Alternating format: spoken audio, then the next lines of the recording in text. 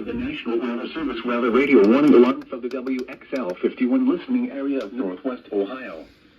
During potentially dangerous weather situations, specially built receivers are automatically activated to warn of impending hazard. Tests of these receivers are normally conducted by the National Weather Service every Wednesday between 11 a.m. and noon.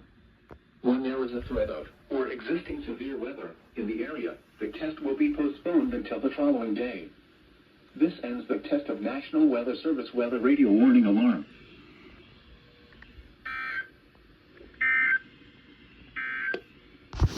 On the latest